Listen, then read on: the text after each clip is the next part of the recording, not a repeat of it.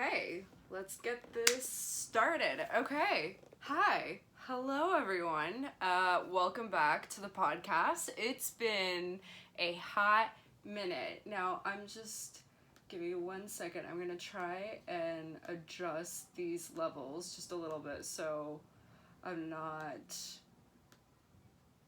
Okay, there. I think I got it. Okay, so I've wanted to do this podcast now for a while, and I have a small life update. I want to talk about cycling and my recent discovery that I have bike rage. Just like road rage, I have bike rage, and just talking about health along with bikinis and bikini season and a recent purchase and future video that's going to be coming up. So those are going to be kind of all the topics that I'm going to touch on, and then of course whatever tangents lay in between, because y'all know me, and if you don't know me, welcome to the podcast for the first time. I easily get distracted and go on tangents, and 2 hours later we've gone a very long distance away from the original topic, so bear with me. But here we are. Earlier in, I think it was last week, I actually recorded a separate podcast, and I decided to not put it up because the background noise was so bad.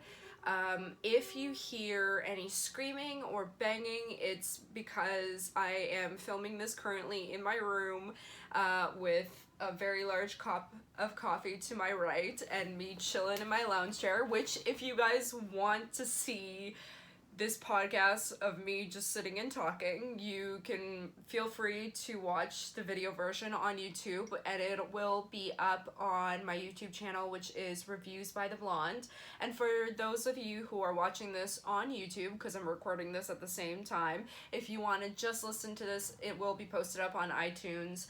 And if you guys are looking for any updates or notifications, I do have a couple of Instagram pages. My personal page, which is Carolyn, CAROLYN_W3. And then from there, I have a bunch of different links to my other profiles for reviews, and then also for this podcast. So hopefully this recording will be successful enough and there won't be too much background noise that I can actually post this and it be tolerable to listen to. So there's that. So let me take a sip of this coffee. This is cup number 3 of the day. Today ended up being a lot more unpredictable and kind of crazy and weirder than I expected it to be. Yesterday morning / this weekend, I need to paint the picture. So bear with me and let me paint you a picture. This weekend, if it was normal standard life, this weekend was technically the Canadian long weekend. It would have been it was Victoria Day weekend, which means yesterday, which was Monday, was a day off for a lot of people, and and for the rest of us, it was just another day where we stayed home.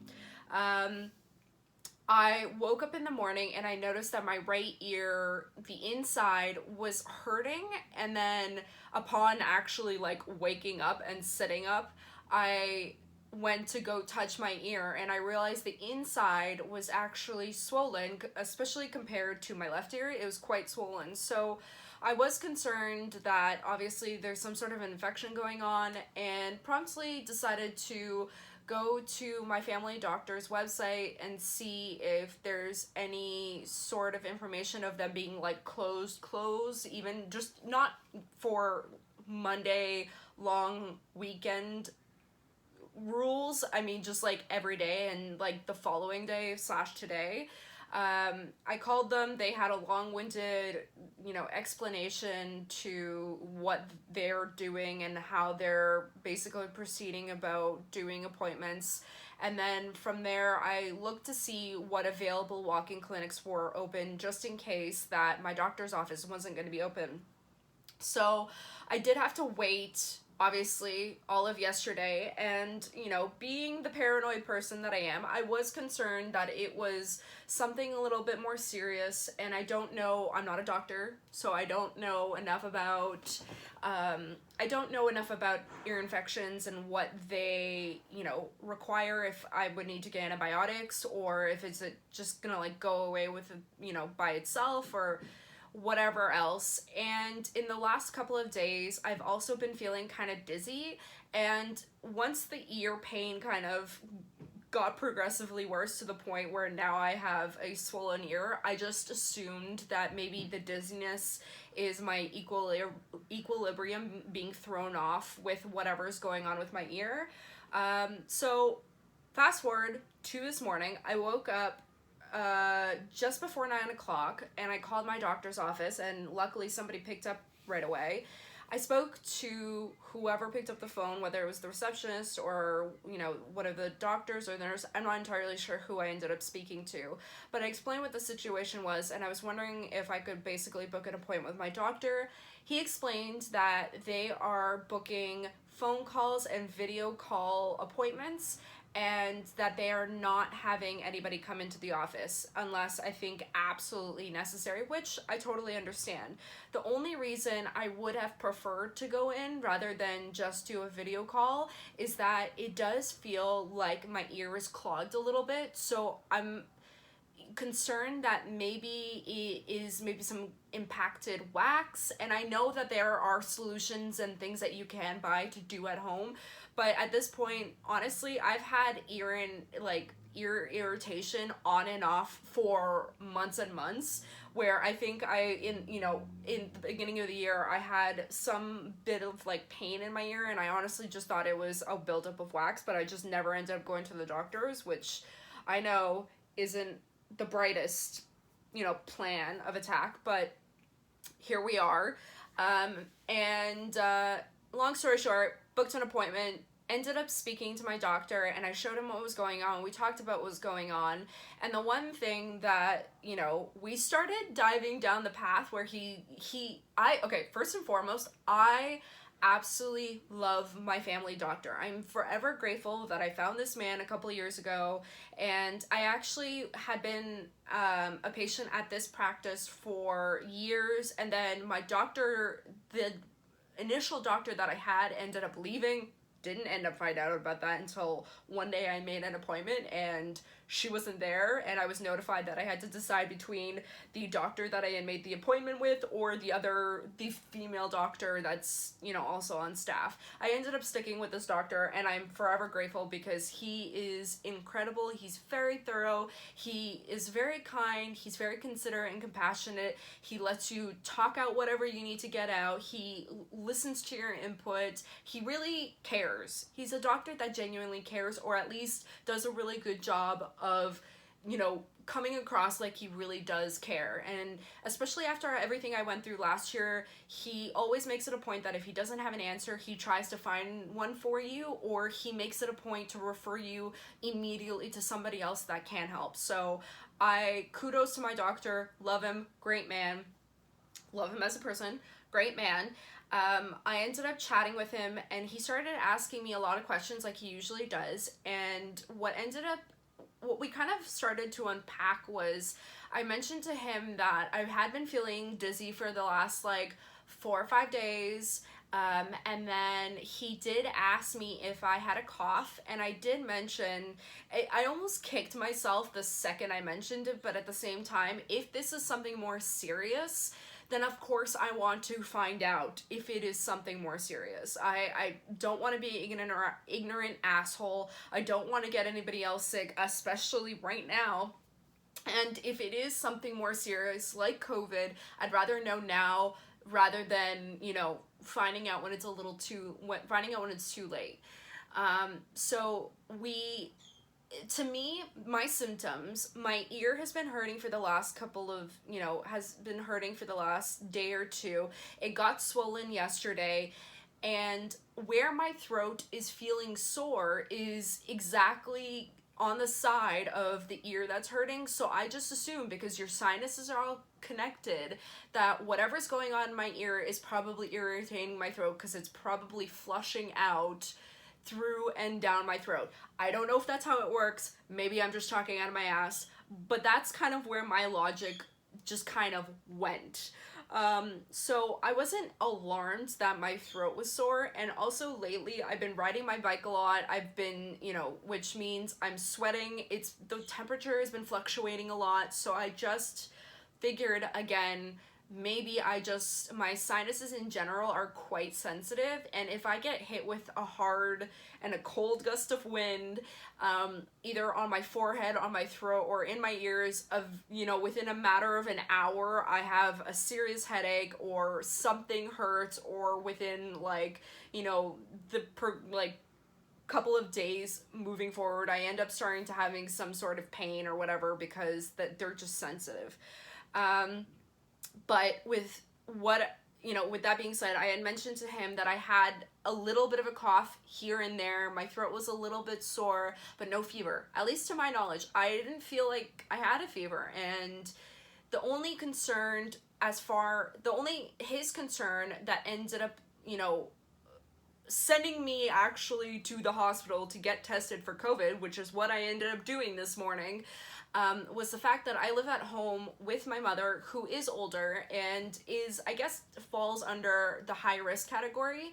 And so with that being said, he highly suggested that, if my symptoms get worse, that I go and get tested. Ended up getting off the phone with him. He said that, we're not going to do anything for the next, at least, day. Let's give it some time, see what happens, see how you feel tomorrow, and we'll do a follow-up meeting or whatever, video chat to see where I'm at and how I'm feeling tomorrow, and then we'll proceed from there.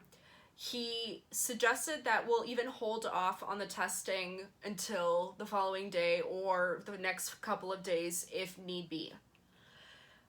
I don't even think 20 minutes had passed, and my phone was going off, and it was no caller ID, but I, for some reason, just was like, you know what, I'm gonna pick it up. Glad I did, because it was my doctor, and he ended up speaking to one of his colleagues and kind of getting some input on what I was going through and how I was feeling, and from the feedback that he got from his colleague, they both basically highly suggested that I go and get tested for COVID because of the fact that I live with my mom, and because of the situation that I'm in, it would be better to know that nothing is wrong than ignore it and, possibly get her sick or create a bigger problem. So what I ended up doing, I ended up getting myself together. He asked me multiple times. It almost came across a little bit like begging, but he was asking me multiple times, would you please, would you consider going? Would you please go? I'm not gonna sit here and pressure you. And he wasn't. He really wasn't. I don't want to make it come across like he was. He really wasn't pressuring me to go at all, but I think it was one of those moments where I understand where he's coming from, because it's not a matter of, pressuring me to go get tested and forcing me to do something that I don't want to do. It's more so looking at it at the bigger picture of things, and that this isn't just about, me getting tested and me knowing if I'm sick or not, but it's the bigger picture, and knowing that if I am sick, that I need to find some way to get away from my mom and isolate, lock myself in my room, and just stay in my room for the next, he said 3 weeks, which, if this is the case, I'm going to be doing a lot of podcasting. I'm going to just be uploading a podcast of me just slowly losing my mind in my room for 3 weeks. But again, it's better knowing that it's nothing rather than putting the general public into, risk with coming into contact with myself. So I agreed. I said, no problem. I don't have an issue with going. And I guess I had a few questions about, how long does it, especially now, how long is it gonna take? Am I gonna be at the hospital for a long period of time? Because I really don't want to be especially, I just don't want to be at the hospital. I spent a lot of last year being in and out of doctor's office and in the hospital. I don't, especially during a pandemic, I don't particularly want to be in a hospital. And he said that as of right now, because they're testing, now they've kind of figured out the testing and it's gone faster. The wait times are not going to be more than like 30, 20, 30 minutes. And I do have to say, though the hospital I went to, the entrance for where they're doing the testing is very confusing. The signage, they don't have enough signage, which, again, where we're at in society, signage is maybe not high on, what we're focused on, but it took me like, 5 to 10 minutes to figure out exactly what part of the hospital I need to go to. It's an enormous hospital as well. I walked around the entire building. I wasn't inside at any point. I think I walked into 2 entrances and spoke to people right at the doors, and they were very, pleasant and very kind and gave me direction. I followed their direction and I moved along, and I eventually found the entrance that I was supposed to, be going towards.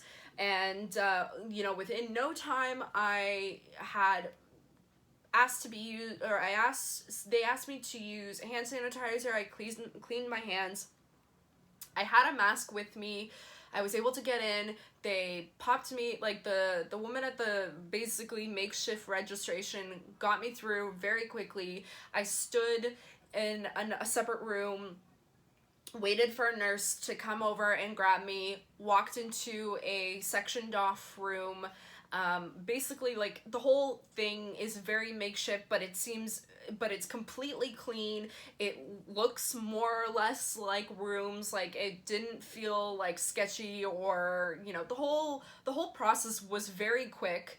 By the time that I got in, she checked my blood pressure and then checked my temperature, and unbeknownst to me, didn't know, she told me that I actually had a fever, and I was surprised. And prior to her even telling me this, I did explain to her, because I think she did ask me, I think it was before, her checking my temperature, she did ask me why I was there. So I explained to her, I'm like, look, this is what I think it is. Again, I'm not a doctor, I don't know, but I think it's an ear infection that's probably irritating my throat and is irritating kind of everything else. I couldn't actually go in to see my doctor, but I spoke with my doctor and he recommended that I come here and get tested. So here we are, I'm getting tested.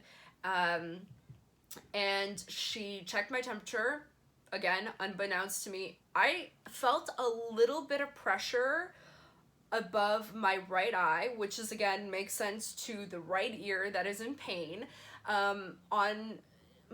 At that point while I was there, and a little bit on my, I noticed it kind of stirring on my way there, but again, I didn't really think anything of it, but the fever made sense, I guess, in correlation to a little bit of a headache. And then I gave her a couple more of my symptoms. Like, I mentioned to her that I've been dizzy the last couple of days, and that I've been lightheaded, and that I've just been feeling a little bit weak. And besides the earache, I just noticed the swelling, and and that was about it. And I feel besides all that, which I guess maybe is alarming, besides all that, I feel fairly fine. I went on a 25.5-kilometer bike ride on Sunday. I would have gone yesterday, but it was raining and the weather was absolute garbage. I was planning on going today as well, but my doctor asked me to basically stay home after the hospital visit for the next 48 hours. So I'm going to be sitting at home for the next 2 days, so no more bike ride for me. It's going to be a lot of push-ups and maybe some crunches. We're getting to that topic. I swear we are. We're gonna get there. But I got in. The woman checked my blood pressure, took my temperature, and then explained to me what the test was, basically what they were going to do. And she was going to take the swab and basically put it into one nostril, spin it, take it out, and then also put it into the other nostril and do the exact same thing. It wasn't painful, or at least as painful as you think it's going to be. It wasn't that painful. It definitely was irritating, and it definitely, like, I don't know if it's just because maybe whatever's going on with my sinuses from what I'm gathering, maybe that's why it hurt a little bit more, or at least I felt quite sensitive, or maybe it's just because those nerves and the tissue up there is very soft. But obviously once she got the swab like right up there, it definitely hurt a little bit, and it was definitely uncomfortable. It, you know, I did let out a groan when she did it in both nostrils, just because it, you know, it just releases that kind of you know, annoyance and tension, and it lets that anger and the pain out just a little bit. But it was very quick. She was very professional. She gave me a moment when she did, after doing the first nostril, she gave me a moment to kind of gather myself, and then she, you know, gave me a moment, and then placed it into the other nostril, and was very quick about it, very efficient, very polite and kind. And then she explained to me what was going to happen next, as far as the I can't English anymore. The following days, that I was going to get a phone call, and that my doctor also explained to me that he was also going to get the results, and he was going to call me as well. So we're going to see. I don't know what's going on. I'm a little bit, it all seems a little bit nerve-wracking. I feel like if I wanted to just explain my personal opinion, well, I am going to explain my personal opinion. If this was outside of the realm that we're in right now, as far as pandemics go, and the pandemic is happening, I feel that even what my doctor said to me earlier, that they don't generally even give antibiotics for ear infections, because usually ear infections just go away on their own. So he's not usually one to prescribe antibiotics for ear infections. So even with that just being said, I was much relieved to hear that. I assumed that, okay, well, you know, worst case, it's an ear infection, and maybe it's irritating my sinuses a little bit, and everything's gonna be okay. I just need to kind of wait it out. And it kind of confirmed all my, like, feelings about, you know, I'm just kind of overreacting about this. But of course, with the fact that it's protecting everybody else, and I'm totally aware of that, and I'm not sitting here saying that, you know, this took so many hours out of my day, and it was such an inconvenience, and that I was forced into doing, no, nobody did that, nobody forced me to do shit. I just decided to, you know, do the responsible thing, and just go and find out, you know, am I sick or am I not, with something more serious. And honestly, just for peace of mind at this point, because so many people, like, it got brought up so much this morning, during that video call, that honestly at this point, like, I want to even just bring peace of mind to my doctor, to know that, no, this isn't COVID, that it's probably just an ear infection, and that everything's gonna be okay.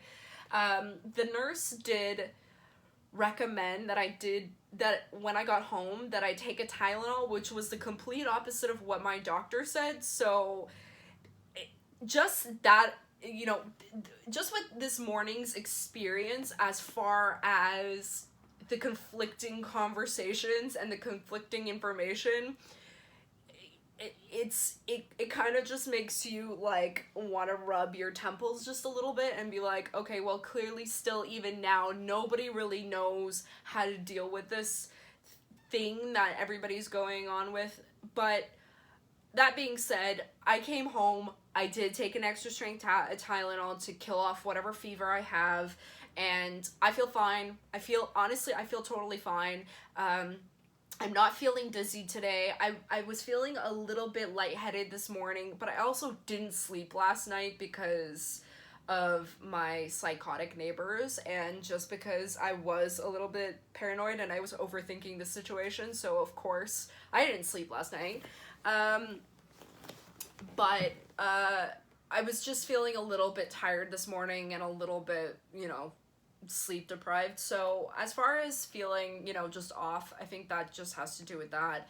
But overall, like, coming home and being home, I just ate I feel fine. I don't feel like that little tiny nagging headache or that like pain that I had above my right eye is gone. I feel fine. Again, on to my third cup of coffee today, and you know, coffee solves everything. I'm just gonna keep drinking coffee and it's gonna solve all my problems. So enough about this pandemic talk. I'm over talking about it. I'm over hearing about it. I've stopped listening to the news if I really don't have to. I follow a lot of like newsy profiles, Instagram profiles, so I do get alerts and I get a lot of information coming through Instagram, whether I like it or not. It ends up popping up on my feed one way or another. So I end up getting updates, and I also get updates from my mom because I also get updates from her, and just random people will send me like my friends will send me articles and whatever. So I get updates, but I honestly just found that the one thing that has helped me to feel more sane and just kind of help me get through this mentally and emotionally and just, you know, get back to some sort of normal living day to day, it requires me to just stop listening to the news as much as I possibly can, because it doesn't feel like it's really solving anything just listening about the same thing over and over again. So even just listening to other podcasts and videos and still hearing people talk about it is exhausting. So I'm gonna stop talking about it now, and I'm gonna start talking about, you know, what I've been doing to get back into shape slash, you know, just stay active and staying, you know, again, a part of that piece of the puzzle of staying sane has been staying active. And I think this is the reason I wanted to talk about some of this stuff, and tying into, I hope I can I can explain my thoughts in how this all ties together, when it comes to bikinis and my health and my body all together. So here goes nothing. I'm going to try my best. Last year, talking about last year and what I went through with my health and diagnosis and all the doctor's visits and the hospital visits and everything that happened last year, I have touched about it here and there on social media, but I haven't really sat down and explained what I was diagnosed with. And honestly, for a really long time, even last year, I couldn't really come to terms with it, and I couldn't, how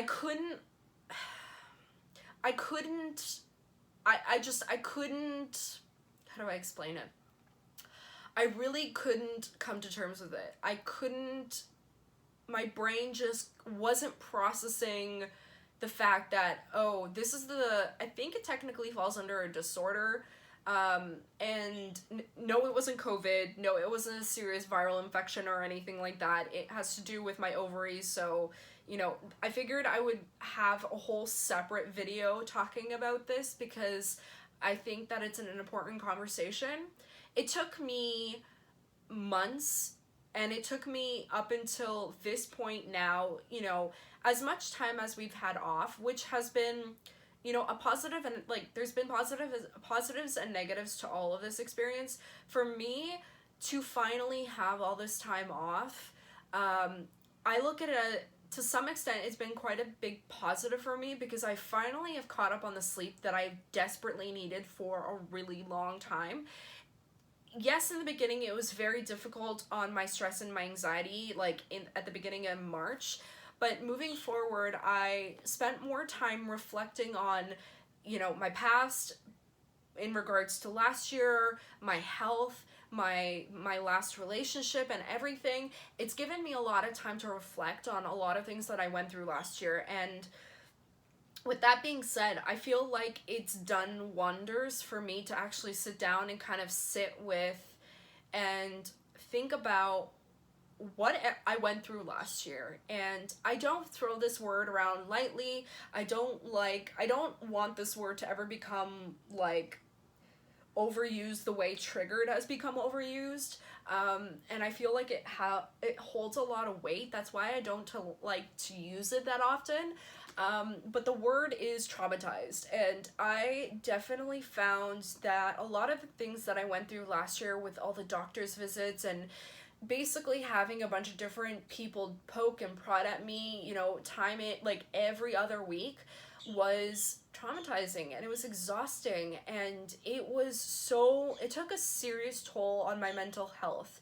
And right at the beginning of all of this, and trying to figure out what was going on with me, that was a big part where there was a lot of stress about it, because at one point there was talks about surgery, and the second the conversation about surgery came up, I decided that I needed to sit down and seriously consider that I wasn't going to do any races last year. And for me, racing plays an important part into my drive of working out and staying healthy and being motivated to train and work out.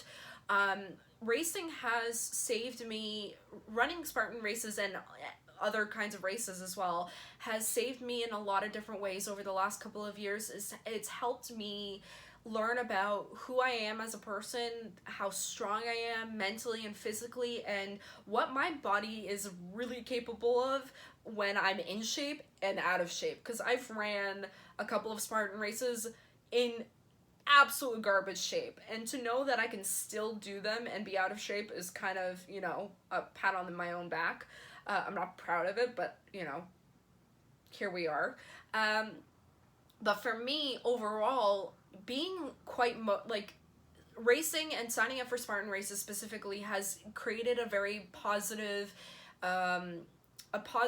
space and a positive excuse for me to obsess and focus on something that has a positive response overall throughout my life.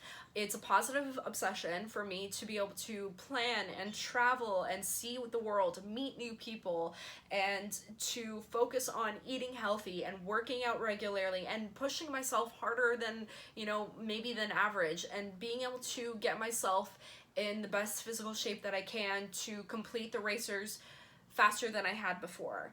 And for me, at the end of the day, from years ago to present time, my motto through and through, and the way I look at my health in regards to my body and my weight has never stemmed from a place of I want to get skinny. Maybe it did when I was younger, when I was a teenager, and I didn't quite understand all the layers of just body image and the way I related to it. But for me, I can say now, and in the last 5 to 6 years, I've never looked at myself and thought that, oh, I need to lose weight because I need to be skinny. For me, it's always stemmed, maybe I've said, oh, I feel fat, and 9 times out of 10 when I'm saying that, it's me expressing that I feel bloated.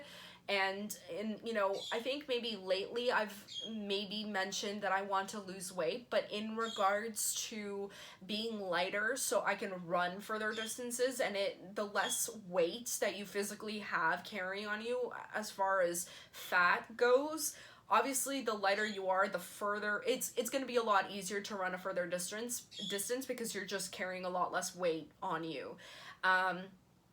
So back to what I'm trying to say is more or less my relation to weight and losing weight has always stemmed in the mentality of being faster and stronger than I was the day before.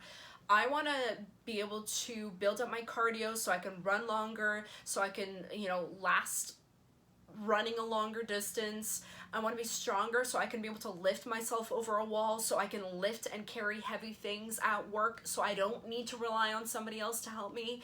I always try and be as self-sufficient as possible when it comes to being able to accomplish things physically in life, and then also just in day-to-day life as well. So for me, it's very important that that's where my perspective and my internal conversation stems from, that it doesn't stem from a place of any sort of unhealthy perspective on my body physically and in regards to unhealthy habits or any sort of like eating disorders or any of that. So I don't want anybody to be concerned as far as talking about focusing on losing weight or working out or getting back to a healthy place. Honestly, if we're all being honest here, which I always try to be, and at the end of the day, I'm always an open book because I don't like to pretend to be anybody else. I don't need to pretend to be anybody else. I am who I am, and I'm an incredible person, you know. It's hard for me to admit that and compliment myself, let alone take compliments from other people. So, but I realized this year I need to love myself more and, you know, compliment myself more and accept compliments because, you know, it's a lot better to live in a positive mindset than it is to, you know, shut that shit down all the time. It's just exhausting. So, as uncomfortable as compliments make me, I'm just trying my best to learn to take them. But I am an incredible person with ambition and goals, and I want to do things in life. I want to accomplish things in life. So I realized that after last year and after not working out, realistically, I may have gone to the gym a couple of times. I did end up running the 10K last year in May, like I do every year, except for this year. Besides that 10K, I did struggle during that race, but I got it done, thankfully. Besides that, I didn't do any race. I worked out here and there, but it was always a struggle because I was always in pain. I was always tired, and I was always stressed out, whether it was in regards to everything that was going on with my health or everything in regards to my relationship at the time. Everything just last year was really stressful, chaotic, and unstable. Let's just leave it at that. It was just chaos last year. So to finally step out of it and coming into 2020, I realized that I had gained a lot of weight. The last time I weighed myself at the beginning of the year, no, that doesn't make any sense. Let me rephrase that. When I weighed myself at the beginning of the year, my heaviest that I weighed was 158 pounds. So as far as the feedback that I've gotten from people in general, from my friends, looking at me, I don't think anyone would look at me and say that there's anything as far as like weight or health. There's really nothing wrong with me. I don't necessarily present as somebody that's overweight.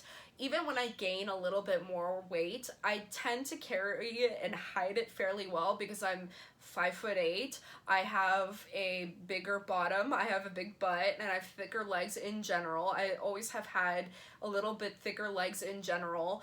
But I generally tend to carry my extra weight fairly well, and it kind of hides amongst my butt, my hips, and my legs. This was the first time after last year that I realized I was starting to gain quite a bit of weight in my gut area, and that I had a lot of extra fat and rolls. And again, there's nothing wrong with that. I'm not beating myself up about it. I'm just being very real here with you all, because I think that there's a lot of conversations, especially lately, about body image and celebrating weight loss and celebrating, you know, bodies and this. I'm not speaking for anybody else here. I just am going to share my experience with my own body and my own health through and through. So for anybody who's, you know, concerned that, you know, look, I'm not looking to offend anybody here. I'm just sharing my experience with my body with you all. And whatever you want to do with it, you know, take it or leave it. But I personally noticed that I had gained quite a bit of fat around my stomach, that I had rolls in the way and like fat in a way that I've never had before.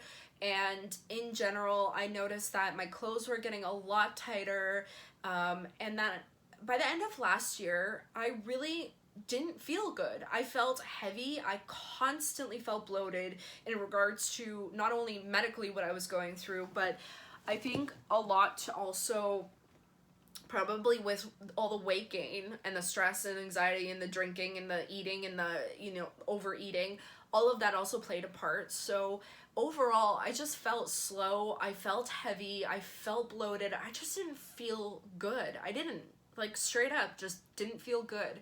And it took me, again, not until this year to really sit down with myself and reflect and try and understand, you know, what I went through last year, and in relation to how I felt about it. I realized that last year, and even at the beginning of this year, and even now, I catch myself having this conversation, this internal conversation where if there's any sort of a problem or unhealthy conversation, it lays in the fact that I put so much pressure on myself. I follow a lot of people like Joe DeSena, who is the owner and creator of Spartan Racing. I follow people like Jocko Willing. I follow a lot of very tough-minded people who are incredibly strong, who fight through everything, who feel that excuses are no place. There should be no excuses, that, you know, they breed unhealthy habits and are weakness.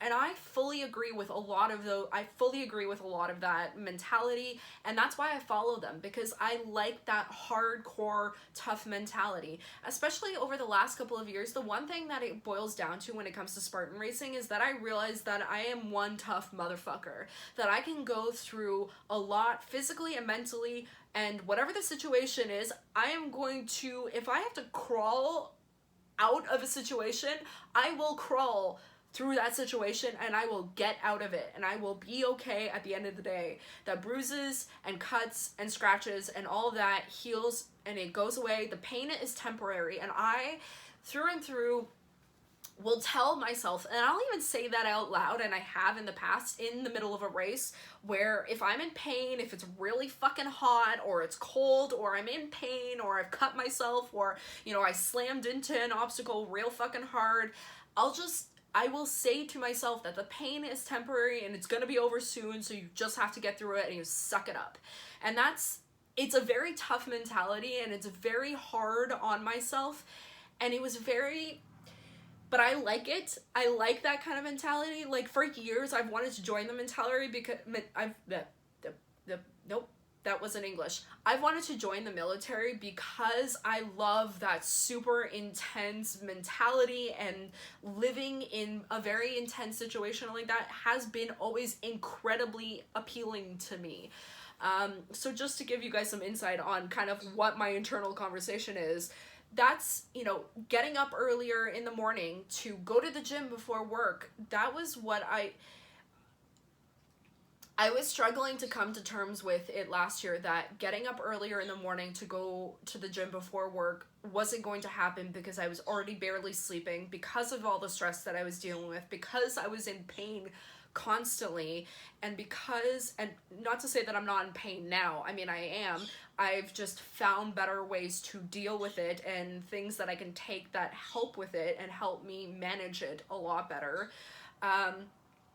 But the reality was that last year I was in such a low place in my life, and I was falling apart, and I had no real help, and I was falling apart, just flat out was falling apart. And the reality was that I wasn't going to be put back together anytime soon, and to then have a battle internally about, get up, you lazy motherfucker, you need to go to the gym, you're gaining weight, you're getting fat, your cardio's going downhill, you're becoming less and less in shape than you were a year prior and a year before that, and you're supposed to start racing again next year, and how are you going to get into racing next year if you're, you know, if you're overweight, if you're losing, you know, all your cardio, and that was... And then that was becoming overwhelming and all-consuming, and to constantly kind of be battling against myself, where it's just like, to some extent, there were valid excuses. You know, going to the gym at the ass crack of dawn when I'm barely getting any sleep, I'm not eating very well, I'm not sleeping, I'm not getting rest, I'm stressed out, and all of these other things are going on, just wasn't going to breed a healthy habit if I would just forced myself to go to the gym again at the ass crack of dawn. It wasn't gonna change anything. If only anything, it was going to make me more tired, more miserable, and probably get me more sick than I was already, you know, where I already was. So coming out of all of that again and going into this year, I had to do a real hard reset, and with this time off, it's actually given me the opportunity to finally forgive myself for all the shit that happened last year, and forgive myself in regards to letting go of my failures, or the things that I saw as serious failures as far as in regards to my health and staying in shape and getting in shape and just trying to progress in a more healthier lifestyle. Like, it just wasn't going to happen for me last year, and you know, I had to forgive myself for that. And I had to understand that it was going to be hard starting all over again, and it always is. I am the first to admit it. Starting from ground zero and realizing that you have to start from ground zero is a very big pill to swallow, and it's very difficult to get over.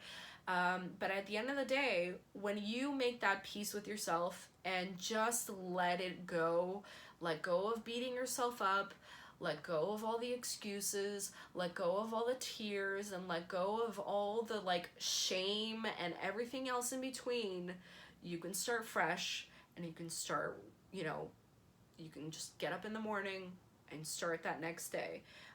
But you do have to, at some point, just start. Because if you just keep saying, oh, the next day, like 101 of those memes where you say, oh, well, you know, tomorrow is going to be the day that I start my diet. And then, you know, there's the other, and then the next two lines are, well, you know, pulling out the pizza and pulling out the wine. But actually starting and understanding where you're at and how you can progress with a healthy mentality and in a healthy way. So at this point, at the beginning of the quarantine, I was working out. I was doing a bunch of the like, you know, funny home workouts, and I follow a lot of great people on Instagram that post a lot of great workouts, whether they are at the gym or at home. Ooh, excuse me. I don't know why I'm burping up a storm. Maybe I'm just inhaling too much air because I'm talking too much, but you know, that is the nature of this video and the podcast, so bear with me. I realized that I got real bored of a lot of those workouts, and as much as they're fun and as much as, you know, you can make 101 variations on one workout, at the end of the day, they're so boring to me. I only have 2 10-pound plates in my house, and that's it. So, you know, I do use them from time to time, but honestly, the one thing that I realized that has helped me to kind of, again, reset and has made me feel accomplished and positive has been, first and foremost, riding my bike, which ironically, at the beginning of this year, I was really upset with myself because I had barely ridden the damn thing. I had spent so much money on it. And again, it was all based in the mentality that I was going to do an Ironman. And I just, at this point, I think this year that's out the window, not only because everything's shut down, but at the same time, I am just not in shape to do one. And I don't think I will have access to the right equipment to be in shape and be ready to do even a half Ironman, which I think was going to end up being the main goal for this year. But I think I'm just going to maybe let that go this year and, you know, push that on to next year. But I was really beating myself about the fact that I'd spent all this money on a bike and I barely had used it. And, you know, 2 months later, I've gotten more use out of it than, you know, I have in months of owning it. So this bike that I have in the room with me on the other side of the room has been my saving grace. I love my bike, especially since I've gotten a much better seat for it, and I've got some pretty decent bike shorts from Amazon. They've definitely changed the riding experience. It's been a lot of fun, even though, and here we get into the rage part of this conversation. Riding my bike has caused a lot of rage for me, and I realized that has to do with a lot of the fact that there's so many more people out on the paths. There's just people walking everywhere, people disregarding the bike lanes and just kind of walking wherever they want, and I've nearly ran over so many people that it's so stressful and it's so just frustrating because I don't want to get hurt, I don't want to hurt somebody, and I also don't want to bust my expensive ass bike, so there's that.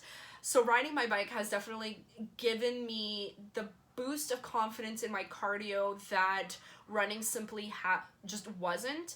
Because at the beginning of all this, I definitely did try and start getting out there and running, but then I quickly realized that my cardio is just not strong enough, and it was, again, I had to come to terms with it, and I had to forgive myself for it and just move on and, you know, find a different way that I could build up my cardio. But I realized that I used to be able to run 10K with no problem. I used to be able to run 5K, no problem. I could sprint 5K, and it wasn't an issue. As I learned at the beginning of this quarantine, when I started to run, that running 5 kilometers is incredibly difficult for me now. And it was another very big pill to swallow. But at the end of the day, I realized that I'm going to stop beating myself up about this, and then I'm just going to find other ways to work on my cardio. And then I turned to my bike, I invested a little bit more money into it as far as getting a better seat and getting better shorts, and here we are weeks later, basically months later, and I have been so happy to now own this bike and be able to build up my cardio while riding this bike. It's so much easier. It takes so much pressure off all my joints. You know, when I come home, I am drenched in sweat. I feel like I've gotten a good workout. My legs are super tense. They're finally building up muscle in the way that I like them to look. And overall, it's definitely helped me to get a visibly noticeable difference in my weight. Now, I don't own a scale, and in regards to that, I don't own a scale. The reason I don't own a scale is not for any, you know, deeper underlying issues. It's not because that, you know, I have an issue with having a scale or I obsess over it. Like, I have a bad obsession with it. The reality is that I've had a gym membership for years, and they've always had a scale there, so I've just always used it. And I just don't, I don't know, I've never found a reason to need a scale in my house. But only until, like, obviously the last couple of weeks that I seriously have considered going on to Amazon and buying a scale, just because now at this point I'm just curious to see how much weight I've actually lost. But aside from the cardio, I have stuck to, as my brother from another mother,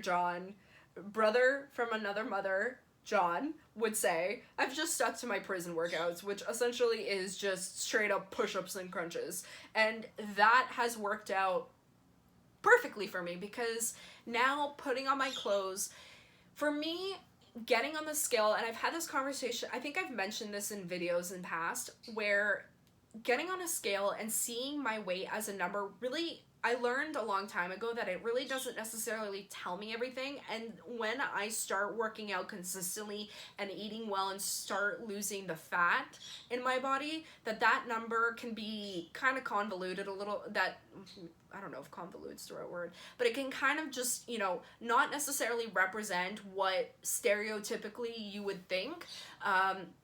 It took me years, it was years ago that it took somebody explaining to me the reason that the number on the scale was going up when I was working out really intensely and eating really well wasn't because I was gaining bad weight, but because muscle weighs more than fat, and I'm gaining a lot of muscle. And yes, it did take somebody explaining that to me, because I had no idea. No one had ever taught me that. And I think maybe, of course, in high school at some point they explained it to you, but the reality was I wasn't remembering that at that point. But for me, what I get, rather than getting on a scale and looking at that number, I get more out of looking in the mirror and looking at my body and seeing how my body actually looks, along with my workouts and doing certain activities. Like, am I going, in relation to now, like, how are my bike rides? Am I going faster than I was before? Am I able to go a longer distance? How do I feel throughout the workout? Or how do I feel throughout the bike ride? I always do, like, mental kind of check-ins with myself, and I kind of check from, like, head to toe. How do I feel? How do I feel my breathing's a disaster. I think that's where most of my problem lies, is the fact that I forget that I need to breathe sometimes while riding or running. So I know that first and foremost, I need to work on my breathing before I work on anything else. But I do these mental kind of check-ins, and, you know, prior to, again, all of this, when I was going to the gym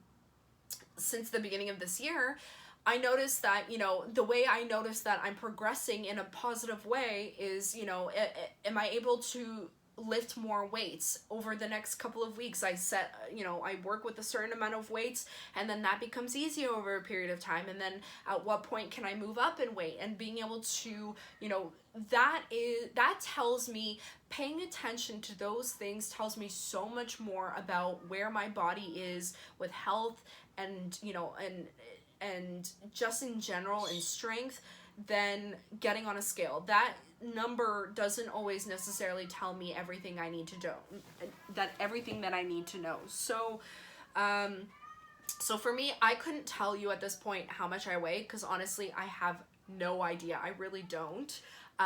But being able to put on my jeans and realizing that they're a lot looser than they were months ago, let alone last year, they actually are so much looser at this point, and putting on my long sleeve shirts, noticing that they're much tighter in the arms, again, tells me everything about how my body is reacting to the effort that I'm putting into workouts. So I feel good. I feel strong again. I feel like I'm already lighter, a lot lighter than I was you know, at the beginning of this year. I'm really happy that I'm getting the positive, excuse me, I don't know why I keep burping so much. I apologize.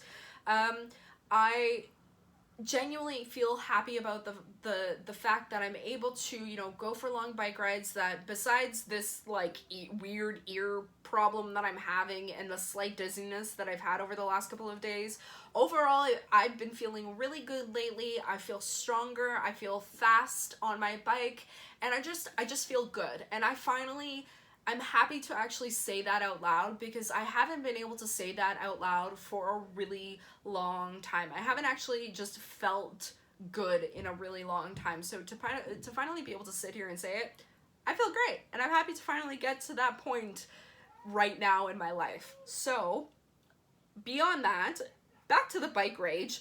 If I could throw out a PSA to anybody on walking along the bike paths and moving along the lakeshore or the lakefront paths, for those of you who are trying to social distance from all the other people that are outside, at the end of the day, look, all this stems from the understanding, and the reality is that everybody's outside for the same reasons that I am. Everybody's sick and tired of being stuck at home and doing nothing, and a lot of people are trying to stay active and get in shape and this, that, and the other thing. So I'm not upset at any of the runners or for the most part, other cyclists or people rollerblading. That isn't the issue. My issue lies with the fact that people have become still, or I guess are still, so unaware of the fact and not self-aware of the fact that you cannot just stop in the middle of a pathway or sidewalk where there are hundreds of other people not only walking around but riding their bikes, running, and rollerblading. Specifically to mention, yes, I'm going to bring up one specific story from Sunday. This past weekend, it was so amazing. The city closed down a part of Lakeshore and gave people an opportunity to be able to run, cycle, rollerblade, and whatever else along the actual roadway, and it opened up so much more space. I would assume I could say that there were thousands of people easily going up and down the road. There were so many people out riding their bikes, and everybody was like zooming past each other. There wasn't like any intense like close mingling going on or anything like that. But there were a lot of people out on their bikes and rollerblades, and, you know, parents out with their kids and, you know, all that. And I did notice there was so much more traffic along the bike paths. Now, for those of you who don't live in Toronto or don't know, or, you know, just don't live in the city or don't live in the country or whatever, there are bike paths that go all the way from the east end, that go, you know, outside of Toronto to, you know, all the way east, all the way to the west end, as far as from what I've, had explained to me, they go all the way to basically Niagara Falls. So you can follow pathways along the lakefront all the way from east to west. With that being said, they are pathways that go through neighborhoods, they go through a part of the city, depending again which way you're going, and they, especially right now, are incredibly busy because so many more people are out. And again, other cyclists, fine, whatever it is, what it is. People, again, stopping in the middle of the bike path isn't, ideal, but you can just get around them. It's more people who are on their 2 feet, either walking or running. I had a woman, so I went out on Sunday, had a blast. I was finally able to kick my bike into high speed and see how fast this thing could actually go. And by that point, I started heading home. I was going back west, and there are bridges that you go over. Again, you go through like multiple neighborhoods. This path will lead you again all over through a bunch of neighborhoods and stuff. There are 2 bridges that you go over. There is the Humber Bay Bridge, as I think that's what it's called. It's a giant bridge. A lot of people go and take photos. It's the big white bridge. You can see it from the highway, and it's always busy. But people are quite self-aware on that bridge because I think a lot of people do recognize that it's a busy place. There's a lot of people on bikes taking photos, this, that, and the other thing. But there's a secondary bridge going west that is much smaller. It is like a 2-lane kind of deal. So getting on and off that smaller bridge, also there are some serious bumps and ditches coming on and off that bridge. At this point, I was approaching the bridge and I noticed that there was a woman running in front of me, so I slowed down to a crawl basically. And also, approaching the bridge, I don't want to A, go flying off this bike, A, or B, break my vajay, or bust my bike in any way, hitting a bump just a little too bloody hard. So I slowed down quite a bit to get onto the bridge, and then I also noticed there was a couple walking to the right of me. Beyond that, the bridge was empty. It was just basically like the couple of 2, the runner and me. We were both approaching to the end of the bridge.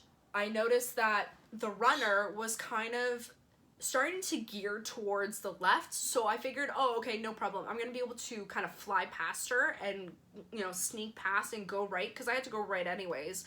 And I think that the couple kind of recognized that as well.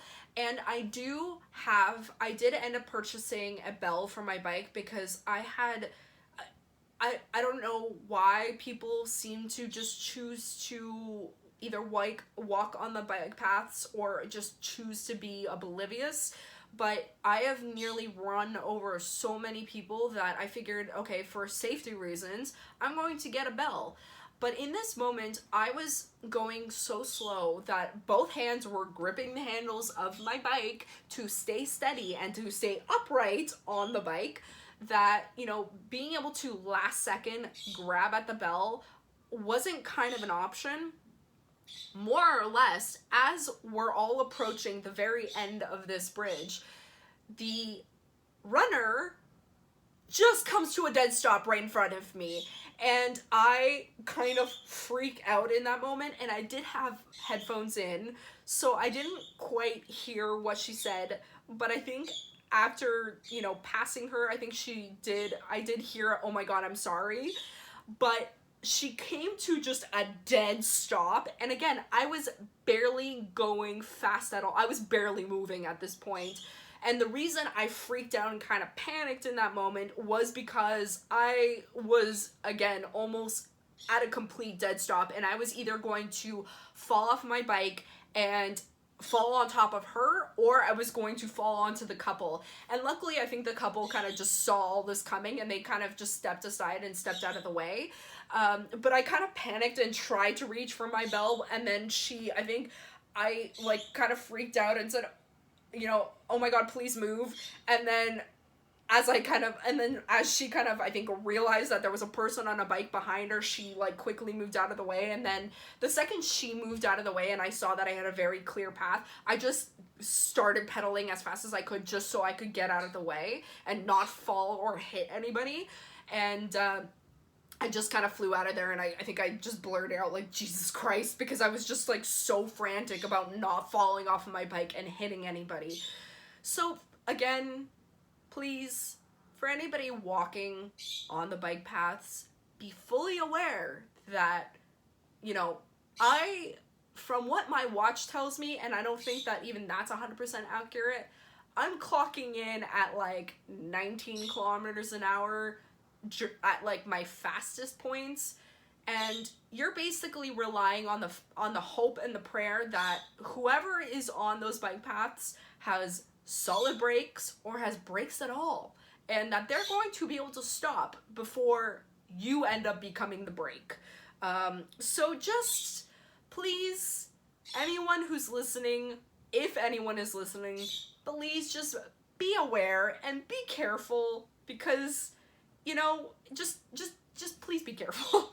Please, because I don't want to hurt anybody. I genuinely do not want to hurt anybody, and I always do my best to, just like driving, pay attention to everything that's going on around me and be like self-aware enough to like see if somebody's being kind of, you know, the deer running across the road, that I can account for that and slow down.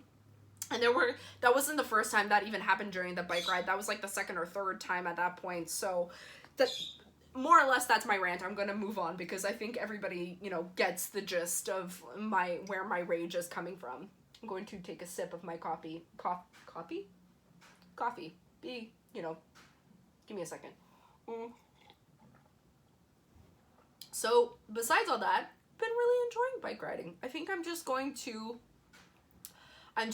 have to really get used to waking up early, as I should anyways, just in case, you know, we ever go back to work. Just because there's a lot less people on the bike paths. There's a lot of runners out really early in the morning, but there's a lot less cyclists, as I've noticed. I went out one morning, I think it was last week, where I went out at like 6 o'clock in the morning or 7 o'clock in the morning, and there was barely anybody out. It was also freezing, and I came home frozen like an ice cube, and it took me like 2 hours of just like throwing on layers and defrosting curled up in bed. But yeah, I think that's just more or less the problem, is that I just need to start going out earlier in the morning or going out late at night, which is also an option I'm considering. I just need to get better lights. So moving on from my rant about cycling, the other thing I really wanted to talk about in this podcast was the upcoming video that I have planned and doing. And what I wanted to tackle in this next video was a haul video.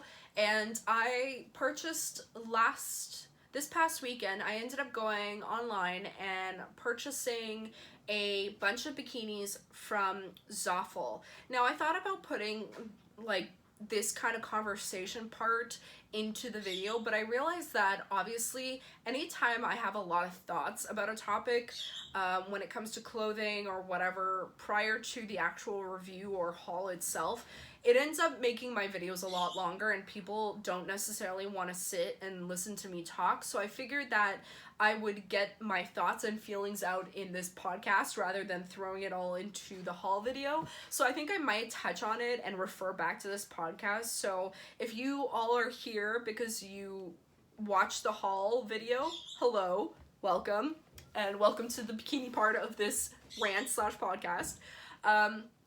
I have a lot of thoughts on this topic, and again, these are reflections of my own self, my own body, my own life, my own lifestyle. This isn't meant to dictate to anybody else how they should feel or how they live their lives. I realized after last year and realizing again how much weight I had gained and how I had gone bikini shopping at one point last year, and I realized that for the first time in my entire life, I was shopping for bathing suits to hide my body rather than show off my body. And I've always felt quite comfortable in my own skin in regards to, I mean, look, I have insecurities just like anybody else. Flat out, I don't pretend to be some perfect, person. I have insecurities, I have flaws, just like anybody else.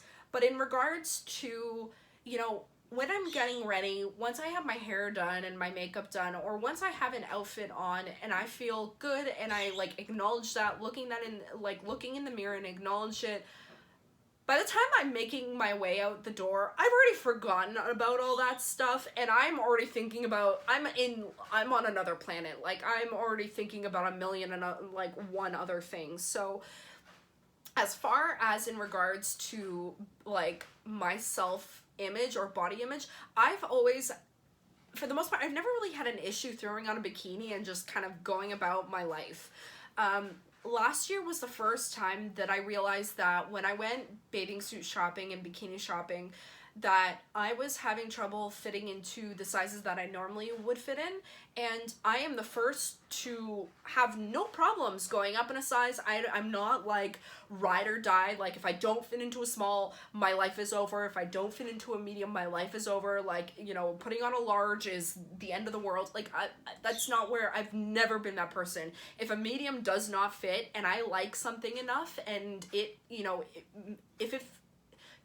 if the whole debate of whether or not it's gonna fit is based off of just going up a size, bitch, I will go up a size and I will buy the thing that fits rather than what is on a label that no one else is going to see.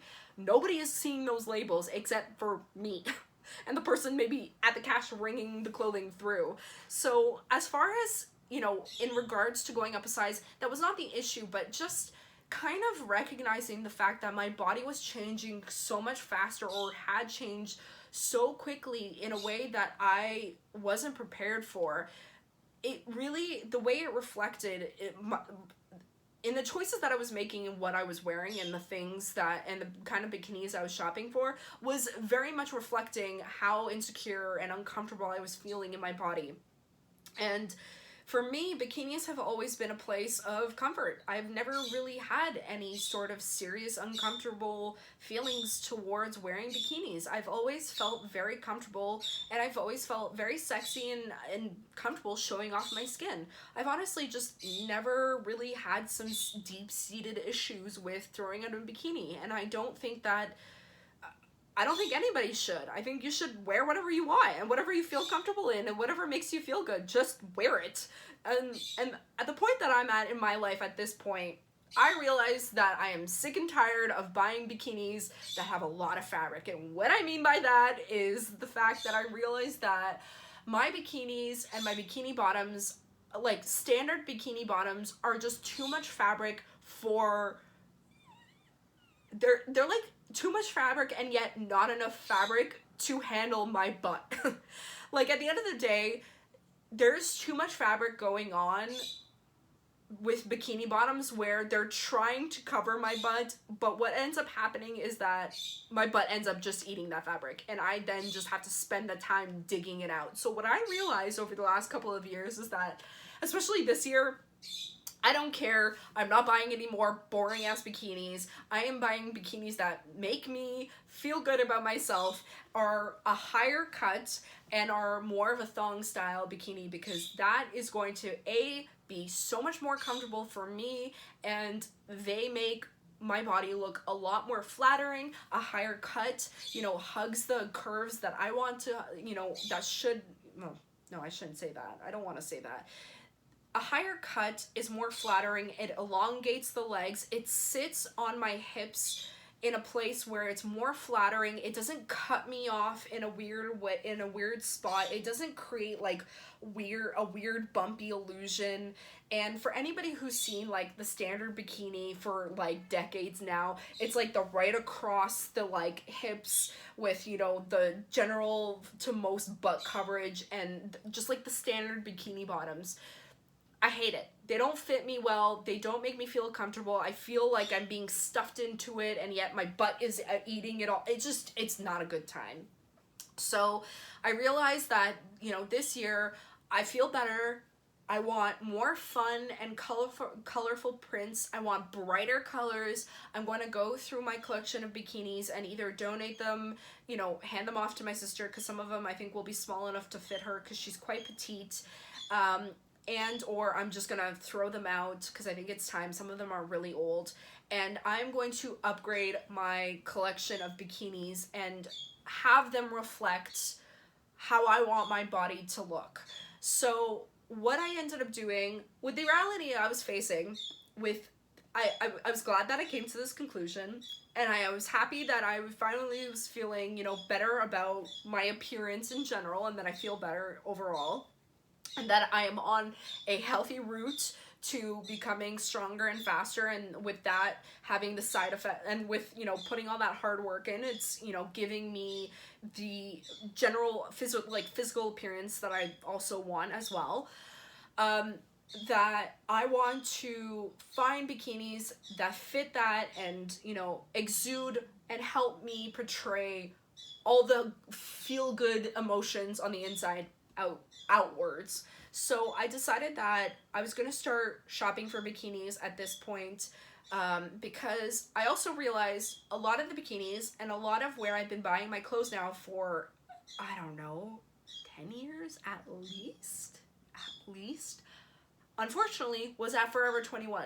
And for those of you who live under a rock, Forever 21 got shut down, or at least it doesn't exist here in Canada, and it literally was the saddest news well, no, it's not the saddest news, but it was some of the saddest news that I got last year.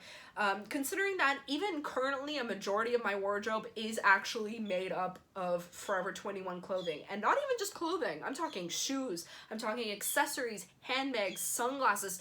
I have so much Forever 21 crap that I'm going to continue to have, because I take pretty good care of my stuff and my clothing, and I get a lot of years out of a lot of my clothes. So aside from like the flimsy t-shirts, a lot of like the jackets and the shoes and the pants and the jeans, I'm like clinging that to hope that they'd never fall apart. But along with all of that, I purchased, over the last couple of years, I've been purchasing my bikinis and my bathing suits from them as well. So the downside is that now that inexpensive place that I was buying my bikinis, because the reality was you could purchase a bikini from Forever 21 for under $30 easily, sometimes under 20, depending on, you know, if you got the deal or the sale or whatever they had going on. So overall, there was always a possibility or a chance of finding inexpensive bikinis or bathing suits there. So now that that was gone, I have very limited options as far as to my knowledge in regards to inexpensive bikinis. There is another company and another store that I don't know if it's going to exist after all this. I know that they shut down a couple of locations last year. And I don't know if they're going to exist after all of this, but there is a company called Ardennes, or Ardennes. I've heard it pronounced as Ardennes recently, which, again, for years I've pronounced it as Ardennes, so we're just gonna stick with that. But I think it's also, I'm pretty sure it's a Canadian company, but they're the same kind of concept as Forever 21, also kind of like Claire's, but a smaller scale than Forever 21, a little bit of a bigger scale than Claire's. They just carry a lot of inexpensive stuff, and they do carry a lot of bikinis and bathing suits, and that is another place that I've purchased a lot of bathing suits and bikinis, because honestly, first and foremost, they're very inexpensive. Secondly, they have a ton of colors and patterns, like fun colors and patterns that I really haven't found anywhere else. I can't justify going into a bikini or bathing suit store, like specific store, and spending $200 on one specific bathing suit. Like I just can't justify. I just can't. I'm not like a professional swimmer, so it's not like I need a racing suit. I don't go on enough. I've never gone on like a beach resort to like Mexico or Dominican or whatever. I've never done a hot tropical vacation like that. usually my bathing suits and bikinis fall into the more like everyday and casual lifestyle. And what I mean by that is once the weather in Toronto starts migrating past like 25 degrees, it starts to get so hot and humid in the city that I have no problem admitting this, but I actually start to wear my bikinis under my clothing, whether it's not necessarily every day, to like work and stuff, though I do dump and forget about wearing regular bras and I just start wearing sports bras because it just, I work I used to work a fairly laborious job and I was running around constantly. I was lifting things up. So, you know, again, sitting in a pool of sweat and like just sitting, having that like bra absorb all that and just sitting in that for like 9 hours out of the day is not fun. So I just throw on a sports bra once it starts getting warmer. But also some bikini tops do offer enough coverage and act and are designed very similarly to bralettes and like bras that because I am not so large on top as far as my chest goes, yes, I am blessed with the with being able to get away with just very minimal to a no bra or minimal like bralette situation.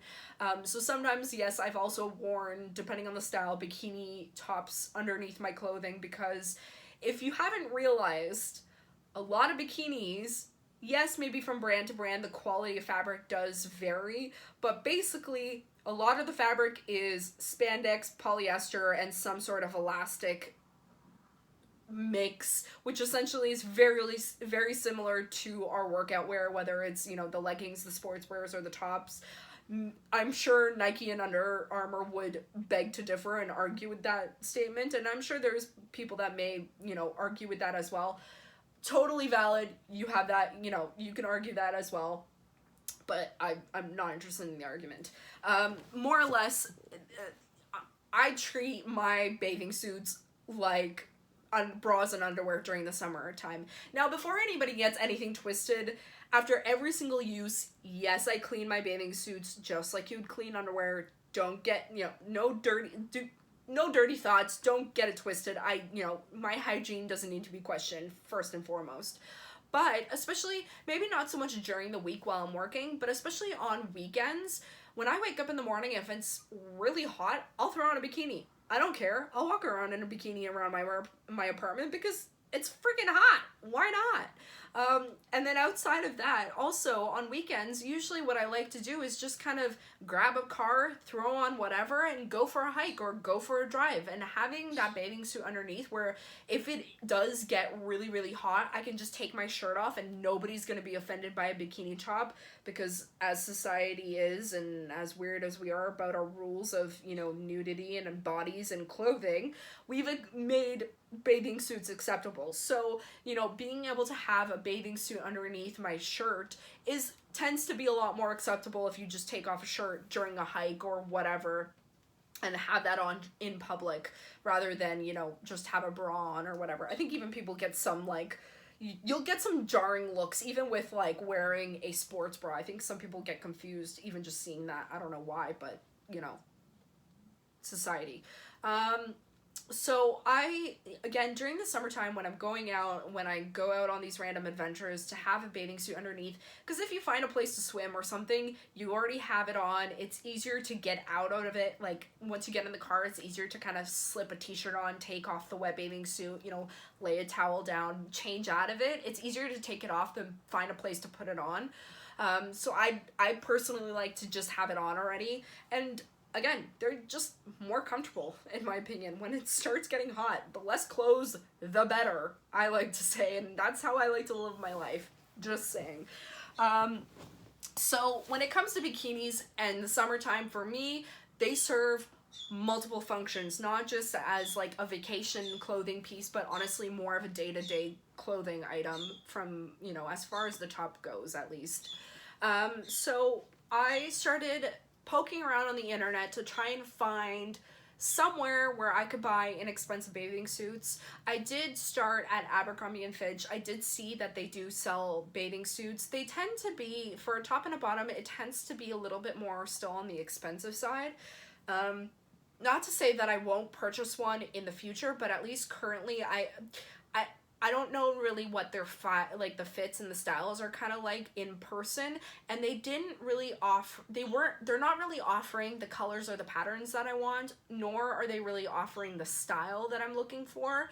So I decided to kind of click off of there, and next I went to Fashion Nova. And they definitely have an enormous selection of different colors, styles, super extra to just like very casual and simple. They have a lot of options.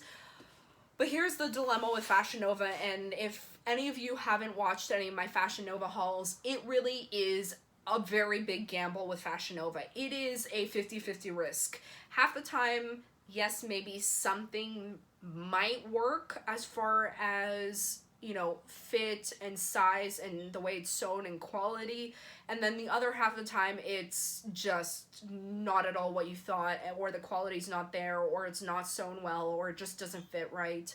So with Fashion Nova, I just figured this time around it was too much of a gamble, and on top of that, they're not cheap. Like, the bathing suits on Fashion Nova are not cheap. So I figured, you know what, I'm gonna keep looking.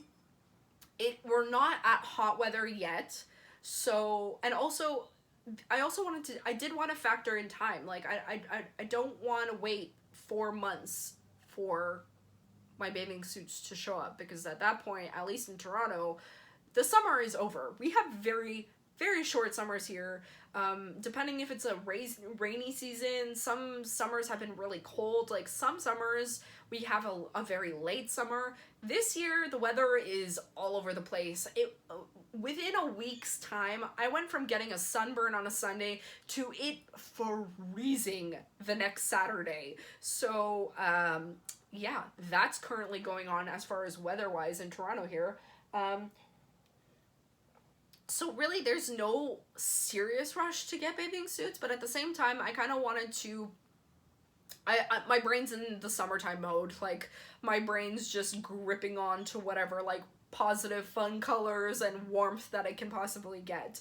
So I kept going. After looking at Fashion Nova, I decided, you know what, I'm gonna kind of halt there, and I'm gonna keep looking. And I think it may have been Mia Maples, who is a YouTuber, and I believe she has mentioned it a couple times. She is Canadian. I don't know where she lives, nor do I need to know, because that would be weird, because I don't know her. But I love her content. She's super PG, but really sweet. Seems like a very, like, a little bit younger.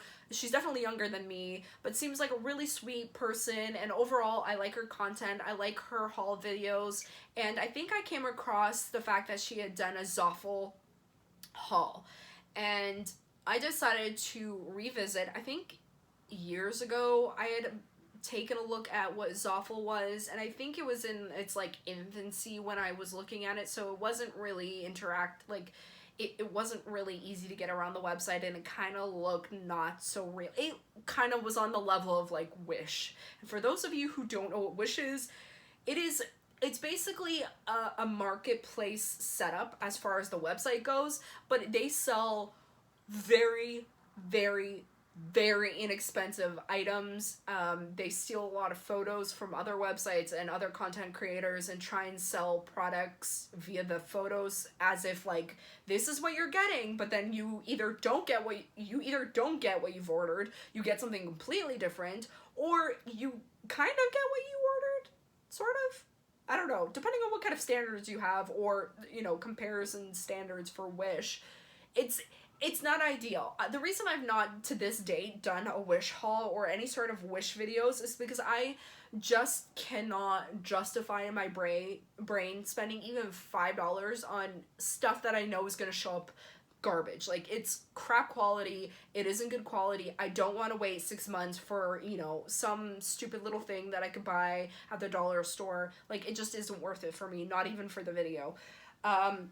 So I revisited Zoffel's website, recently, and I found, usually, okay, this is the method to my madness when it comes to these kinds of website or online shopping in general. Usually what I personally like to do when it comes to online shopping is two things. I will, go in with a mindset of, what I'm looking for, whether it's tops or bottoms or bathing suits in this case. I'll go to the bathing suit category of the website, and I will click through every single page and see all the options. What I do throughout that process of going through all the pages is I add whatever, basically bathing suits in this case, that I found interesting or that I liked or I like the pattern of. I just basically click through everything, added everything to my cart, and then it gives me the opportunity afterwards, once I've gone through everything and I'm kind of happy with my choices, I go to my cart and then I kind of do an overview of what I have in my cart. That way I kind of, I satisfy that feeling of like missing out on something, or maybe I missed something, or I didn't add what I wanted, or maybe I should have clicked on that and I'm gonna think about it forever and until I go back and purchase it or whatever. It kind of satiates that like urge of like, oh no, did I miss out on something? So I can then sit down and review the cart, and like in regards to maybe like the Abercrombie and Fitch video, I did the same thing with that haul. I went through a bunch of the sections of the website, I added a whole bunch of stuff to my cart, and then I take a look, how many how many of the items that I clicked on work together, how many outfits can I get out of this clothing, how many maybe of the shirts are the same, or the colors or the patterns are the same. And in regards to the Zoffel haul that I did and shopping for these bikinis, I noticed that a lot of the bikinis that I ended up picking, there were like 3 bikinis in 3 different styles, but in the exact same pattern. So I ended up just picking one favorite out of the 3, or that I realized that, there were some that were maybe more expensive than the others, or it gives you the opportunity to be able to kind of compare in regards to everything that you've clicked on, and it helps you more or less just more easily kind of decide and eliminate what you actually want and what you don't want, and it gives you a chance to kind of really think about exactly what you want. That is my method to shopping online. So that is what I did with the Zoffel website. I went into their bikini section, and the one thing I do have to mention when it comes to website, whether it's like Zoffel or Fashion Nova, and even in some cases when it came to Forever 21, the problem is when it comes to online shopping, and even some companies out there that have brick and mortar in stores, is that you are stuck purchasing the bathing suit with the same size and top and bottom. And the part that irks me about that, and here comes the rant, is that the reality is, I can't speak for all women, but I think I can safely say for a lot of women out there, we're not the same size top and bottom. Like for me, personally, 9 times out of 10, I'm a size small on top and usually a medium on bottom. Even when I'm fluctuating in weight, usually it's a medium. But as we all know, I'm sure even for any of the gentlemen out there, if there are any listening at this point, everybody can relate to the fact that depending on the store, depending on the style, depending on the fabric, depending on where the brand and company is made or stems from, those are all factors into how something is going to fit. I have gone, as far as my tops go, I've gone from anywhere from an extra small to a medium, to as far as my bottoms go, I've gone from a medium to a large to an extra large. It completely varies. So there is always a giant gamble when it comes to purchasing bathing suits online that are only offered in one size for top and bottom. And I am fully aware of the risk that I've taken diving into this, because my sizes for top and bottom are quite dramatically different, even though a small and a medium are just a size apart, or basically one size apart.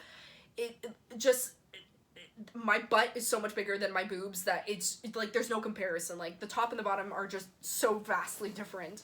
So I know that I've delved into taking a serious risk into buying all these bikinis. I ended up purchasing, I think, 7 different bikinis, and I did notice, looking through all the pages on the Zoffel website as far as what they do offer, I did realize that they do have like a standard set of like 10 or so styles of bikinis, and then from there they just have like a dozen or so different options in colors and patterns. So I picked out a variety of different styles, all similar to what I was looking like as far as fitting my personal criteria of what I was looking for in my new bathing suits. But I did pick out a variety of different styles and cuts. So I know that, again, I'm taking a risk with just buying, I bought a majority of them in size medium. I bought one bathing suit in a size small just to see, out of curiosity. They do have sizing charts, and I think where I ended up deciding to finally check out and press pay was that I ended up going back onto YouTube and looking up to see if anybody had done any current bikini hauls, and there was one girl, sorry I don't remember your name, but I will leave links to everything that I basically mentioned. I will leave a link to Zoffel's website. No, this is not sponsored, I pay for everything myself. I'll leave a link to their website along with Mia Maple's channel. I'll leave a link to her videos or her channel, and then this other woman's video, I'll leave a link to her video as well. I came across this other woman who I follow on Instagram, and I was fully aware that she did have a YouTube channel, but for some reason I just never looked it up.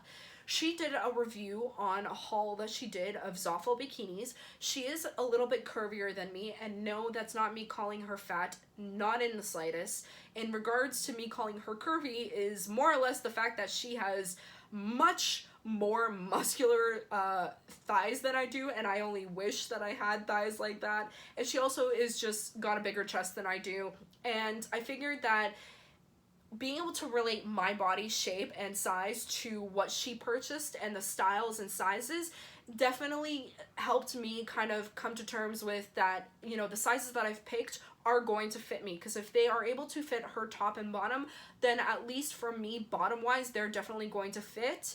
And the other thing that I really did appreciate scanning through Zoffel's website and the styles that they do offer, I did find that a lot of the tops that they do offer, they have a ton of different adjustments, whether it's through the straps or through the back or just simple tie-up styles. There are lots of different kinds of options and styles available for basically any and every body type out there. So if you're really looking for a bikini, or at least to scan through different styles, I would recommend checking out Zoffel just to get an idea of the styles and colors and whatever else available out there. This isn't a product review because I haven't received the bikinis, but good news is last night, really late at night, I got a update email already, which I was very surprised by, but I got an update email saying that basically almost everything but one bathing suit / bikini was sent. So I'm hoping that it's going to show up sooner than later and that I'll be able to actually do the video soon.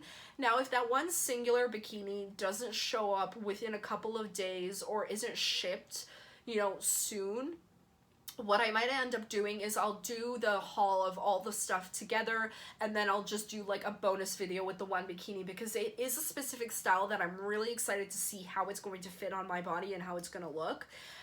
So I definitely want to include it in some sort of video. So, you know, no fear if it doesn't end up showing up in the video, and I will mention it. If it doesn't end up showing in the haul video, I will put it up as a separate video in and of itself, like as a bonus video.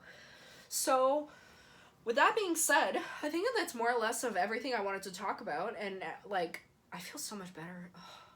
I had all this stuff on my mind and on my chest for the last like day and a half, and I've wanted to just get it off, and I'm so happy that I'm able to like finally get it out in this format.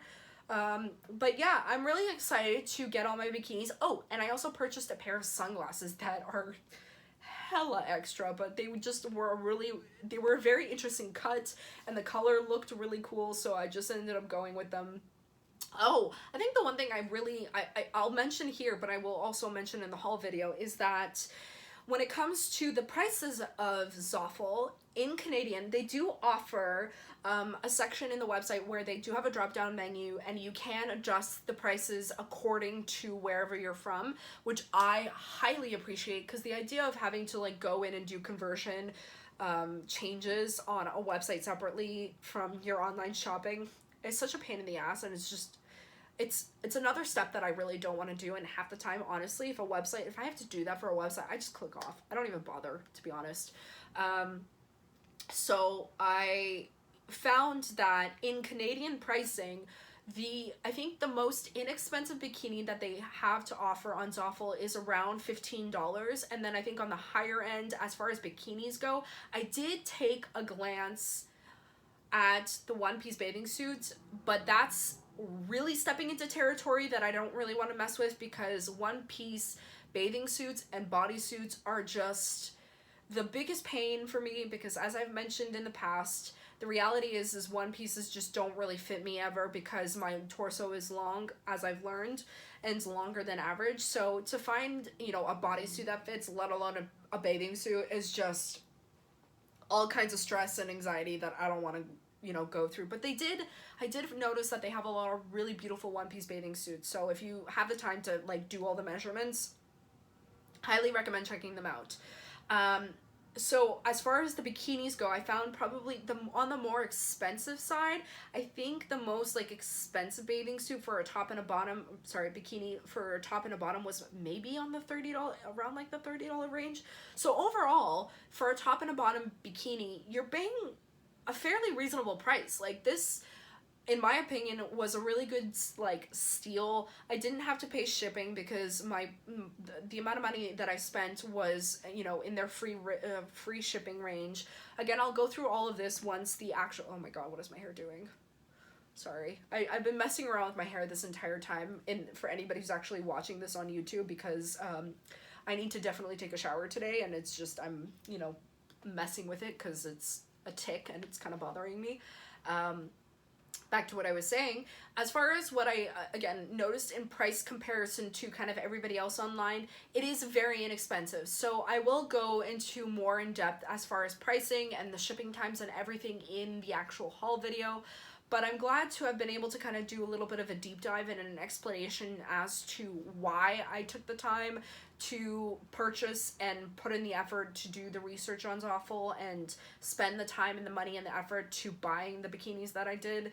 I hope that, I don't know if anybody's gonna get anything out of this conversation, but it definitely makes me feel better to admit a lot of the stuff that I've been going through in the last, you know, in the last year plus the last, you know, January, February, March, April, May, 5 months, so the last almost a year and a half, to finally be able to get all of it, well, not all of it, but some of it off my chest and actually say it out loud feels really good. So you know, I really appreciate, for any of you who have watched and are currently watching and are still watching or listening, I appreciate you for, you know, sitting through all of this and listening to me. I will be doing, I think, a separate podcast talking about everything that happened last year medically, what I'm doing to manage my pain. There are going to be, depending on what your stance is and depending on where you live, there may or may not be some controversial topics, because I will be talking about CBD oil, because that is something that is a part of my pain management. It's kind of been my miracle drug, depending on, you know, how you choose to classify CBD oil. But it is a topic and a journey and a story that I definitely do want to share, because I think a lot of women out there can learn something from it, and a lot of us can share in some of the pain physically and mentally that, you know, we go through, depending on if you've got this disorder or not, and a lot of women I know do. And I finally have come to a place and a peaceful place where I can actually sit down and talk about it out loud. So maybe tomorrow I'll record that video and we'll talk about it some more. So thanks again for joining me during, you know, our quarantine times and during this, you know, quiet time in my comfortable space in my lounge chair. So I will see you guys hopefully soon. Have a good one.